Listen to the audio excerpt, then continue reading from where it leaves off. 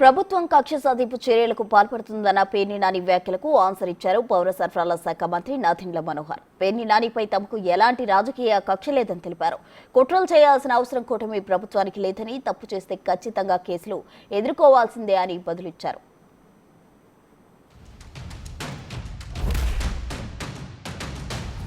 అమాయకురాల్ని ఈ రకంగా నా మీద కక్షతో ఆమెని చిత్రవద చేయటం, మానసికంగా ఆవిడ క్యారెక్టర్ని దుర్మార్గంగా అసాసిన్ చేసింది ఇన్నాళ్ళు అయిపోయింది. అంటే మేము ప్రభుత్వంలో ఉన్ననాళ్ళు ఆవిడ క్యారెక్టర్ గురించి అసహ్యంగా చిత్రీకరించడమే కాకుండా ఇవాళ ఆవిడ మీద కేసు కూడా కట్టి ఈ రకంగా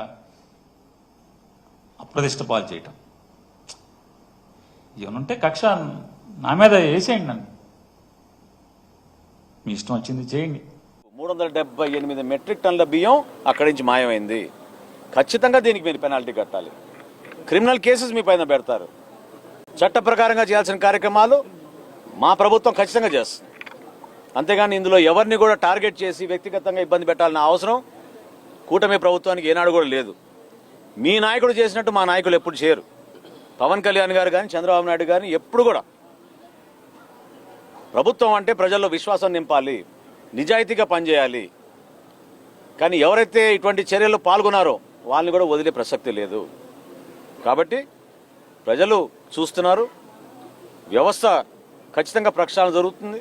అందులో భాగంగా మీలాంటి వ్యక్తులు ఎవరైతే ఇటువంటి కార్యక్రమాలు పాల్గొన్నారో ఖచ్చితంగా మీరే ప్రజలకి క్షమాపణ చెప్పాలి.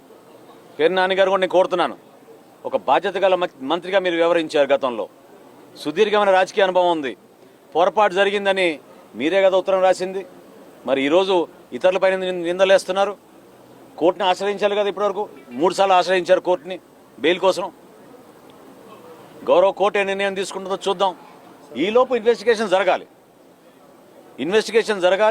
378 మెట్రిక్ టన్నుల బియ్యం పక్కదారిని వెళ్ళిందనేది నిర్ధారించాం. స్థానికంగా ఉన్న పోలీస్ యంత్రాంగం ఇప్పుడు ఖచ్చితంగా దానిపైన లోతుగా అవగాహన తెచ్చుకుని ఇన్వెస్టిగేషన్ చేస్తారు.